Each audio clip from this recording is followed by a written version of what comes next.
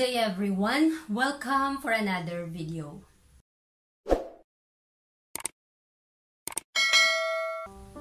Sa oras na ito, ating pag-aaralan ang chapter 42 ng The Voice in Speech and Song, entitled Pamamaraan ng Pag-uusap.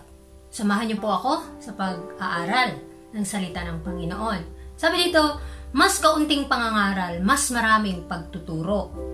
Hindi lamang pangangaral ang dapat gawin, mas kaunting pangangaral ang kailangan. Dapat maglaan ng mas maraming oras sa mapagpasensya na pagtuturo sa iba.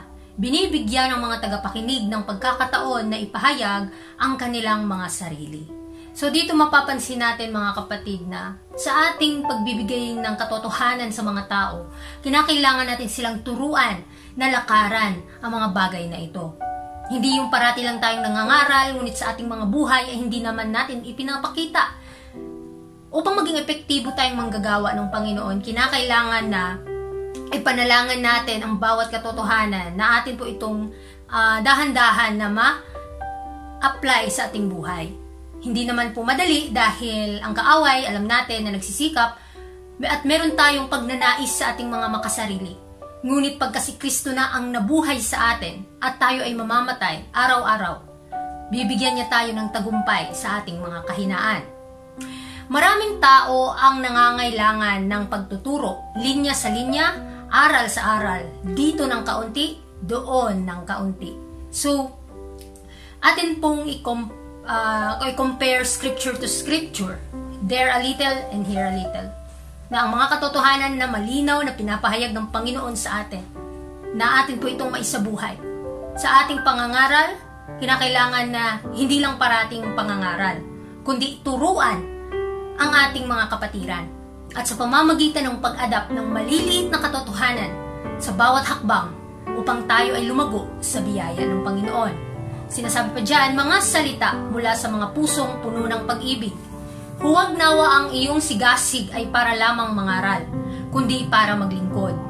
Magsalita ng mga salita mula sa mga pusong pinainit ng pag-ibig ni Jesus. So malalaman natin, mararamdaman natin ang pag-ibig ng Panginoon pagkapuspos tayo ng kanyang pagpapala at pag-ibig. Alam natin sa ating pag-aaral mga kapatid, atin pong lubos na maintindihan at mas lalo nating minamahal ang ating tagapagligtas pagka atin po itong nilalakaran ang bawat liwanag. Kaya ihingi natin ang kapangyarihan sa Panginoon na atin po itong maisabuhay. Dahil ang pag-ibig ni Kristo ay walang katapusan, ipinagkakaloob ito sa bawat isa sa atin. At lalong-lalo na, kinakailangan na painitin natin ang ating mga sarili sa pagmamahal sa katotohanan upang marami tayong maidadala ng mga kaluluwa sa paanan ng Panginoon. Mga kasama sa paggawa kay Hesukristo. Kailangan mong magtrabaho sa mga kampong pagpupulong upang magturo sa iba't ibang pamamaraan tulad ng ginawa ni Kristo.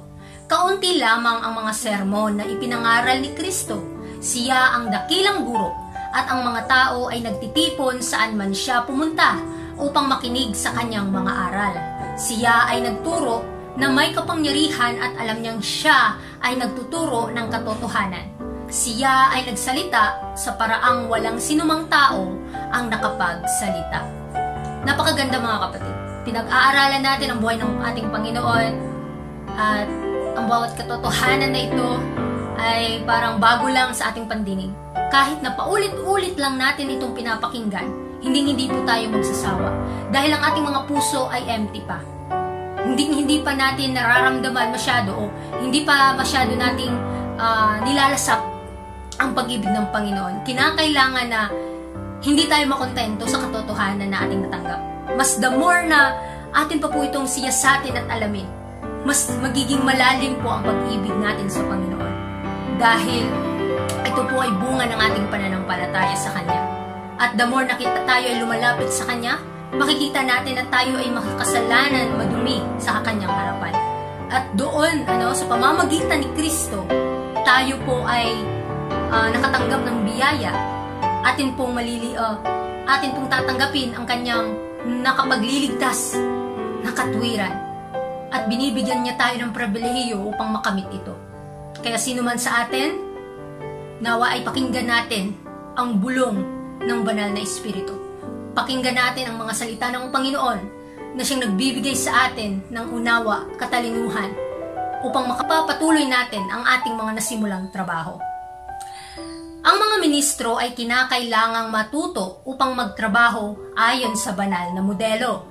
Marami sa inyo ang nagmamahal sa pagtuturo, ngunit hindi ninyo natanggap ang gawain ng pagtuturo sa simplisidad ng Ebanghelyo ni Kristo.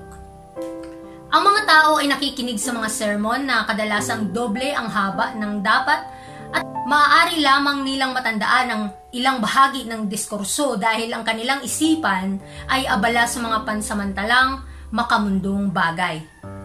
Kaya't sila ay nakikinig na may ganitong makamundong pag-iisip na ang katotohanan ng Diyos ay hindi umaabot sa kaibuturan ng kanilang kaluluwa. At ang araro ng katotohanan ay hindi sapat na malalim. Pagkatapos ng pulong, sila ay bumabalik sa dati nilang kalagayan. Nakakalungkot isipin mga kapatid na ang mga katotohanan na ating nalaman ay hindi naging epekto sa buhay natin. Bakit?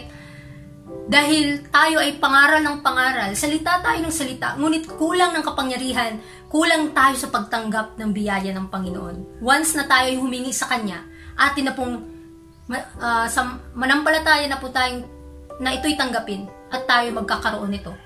Huwag na huwag po natin sasayangin ang bawat butil ng katotohanan na ipinagkakalob ng Panginoon sa atin. Nawa, sa bawat katotohanan na Kanyang binibigay sa atin ay tayo po ay tumubo, lumago at bibigyan niya tayo ng kalakasan upang makapanagumpay sa ating mga kahinaan.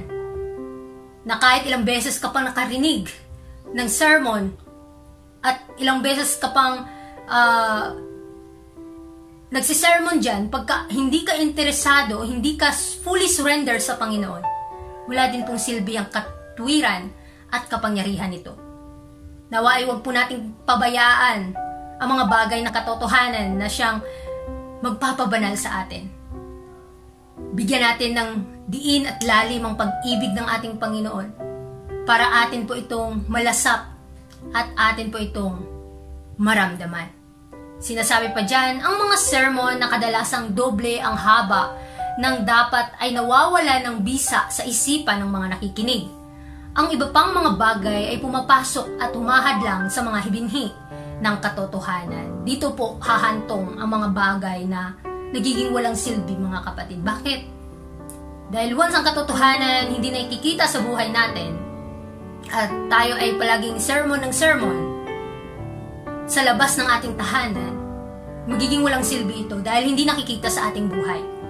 Ang pinaka-the best na mensahe sa mga taong ating nasasalamuha, mga tao sa ating paligid, yung ano yung isinasa buhay mo, ano yung kinakain mo, ano yung iniinom mo, ano ang dinadamit mo, o sino ang Diyos na pinaglilingkuran natin. Dahil pagka naging pabaya tayo na sundin ang kaluwalhatian ng katotohanan ng Panginoon, magiging walang silbi ang binhi ng katotohanan. Baka hindi ito tutubo at tutubo na lang ang mga damo. Kaya tandaan natin ang kaaway natin ay napakasigasig na nagtatanim ng mga galit, puot sa puso ng tao. Kaya ipanalangin natin sa Panginoon na maihanda ang bawat isa na tanggapin ang katotohanan na siyang magpapabanal sa kaluluwa. Ang katotohanan ng Diyos ay kinakailangang iparating ng malinaw, punto sa punto. Mahalaga para sa kanilang walang hanggang kapakanan na malaman ito. Ang binhi ng katotohanan ay dapat itanim ng malalim upang ito'y maging matatag at magbunga para sa kaluwalhatian ng Diyos.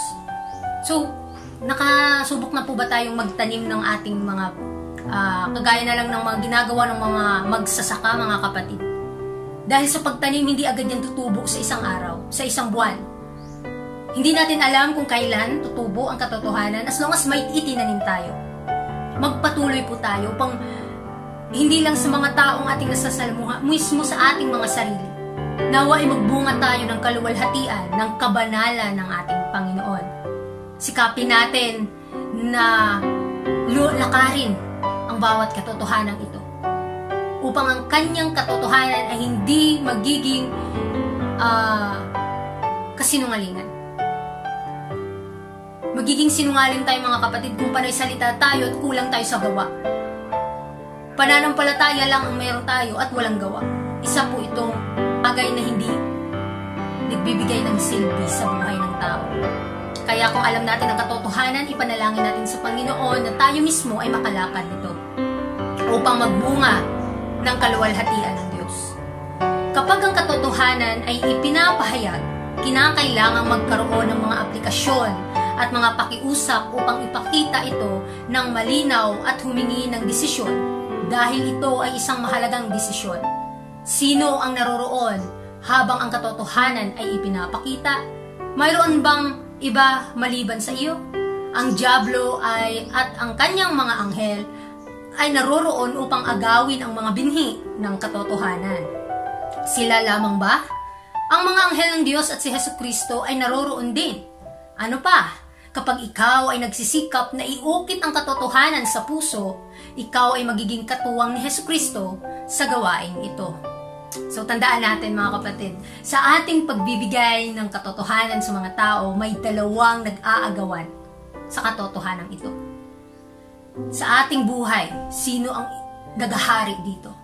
May mga magnanakaw po, pagka nagiging pabaya tayo, kukunin ng kaaway ang katotohanan na itinanim sa ating mga puso, hahayaan na lang po ba natin na maging walang silbi ang mga bagay na ito? O maging walang silbi ang katotohanan sa buhay natin?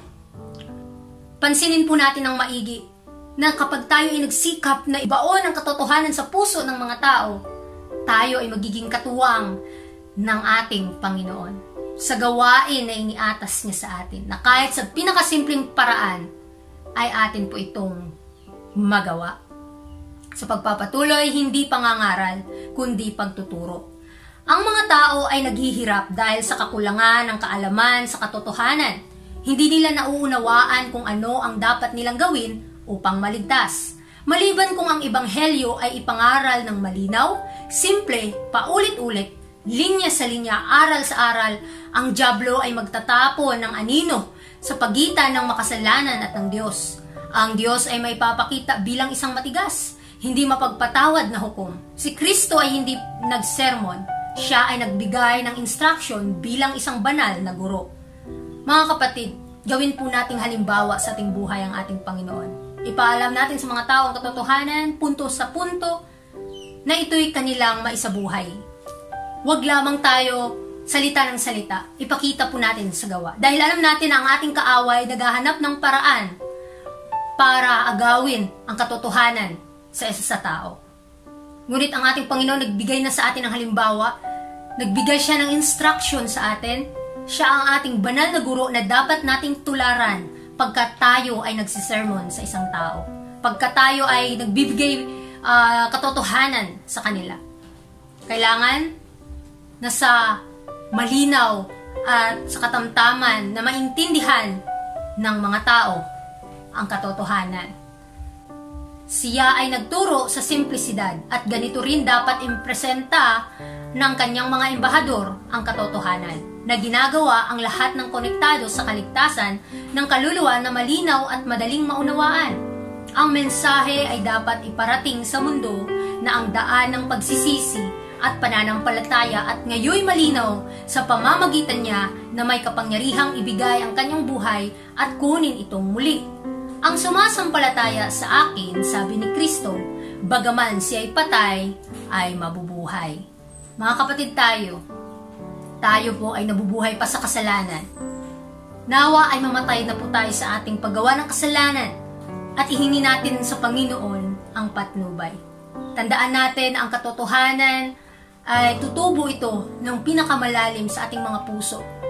Pag kung tayo ay fully surrender sa Panginoon, nalalaman natin na si Kristo ay nangako pagka atin na pong pinagkaloob sa Kanya ang mga katotohanan ito, ipinagkaloob na sa Kanya ang ating buong lakas at puso, ang ating buong puso sa paglilingkod, tayo po ay gagawin niyang manggagawa sa kanyang gawain.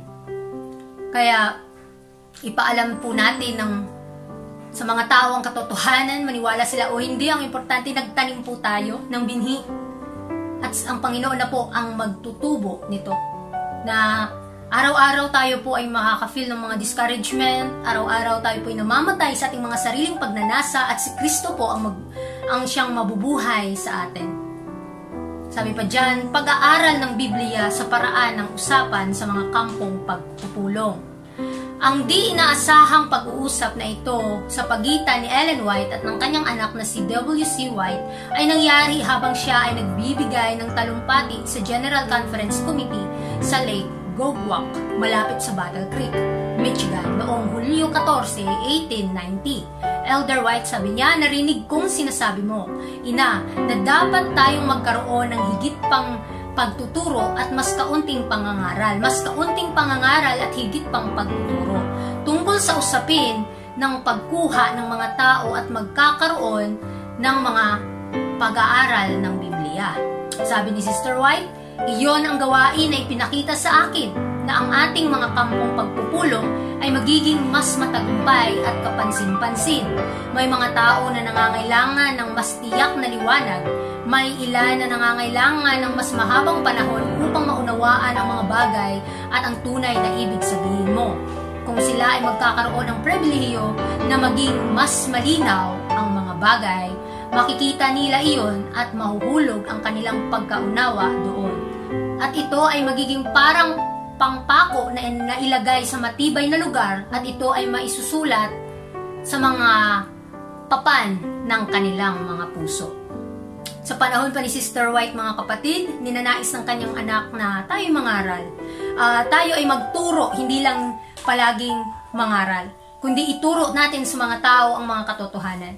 Dahil may iba-iba po tayong understanding, kahit may iba't iba tayong mga pagkakaintindi sa katotohanan at hindi agad naintindihan ng iba, huwag po tayong magmadali. Dahil hindi po naman sabay-sabay tumutubo ang ating mga itinanim. May mga tumutubo, may hindi tumubo, may mga na-late tumubo. Kaya tandaan natin, sa ating pag-aaral, ipanalangin natin sa Panginoon na ating maisabuhay ito personally upang makita ng mga tao ang katotohanan, hindi lang sa ating mga salita, kundi sa ating buhay.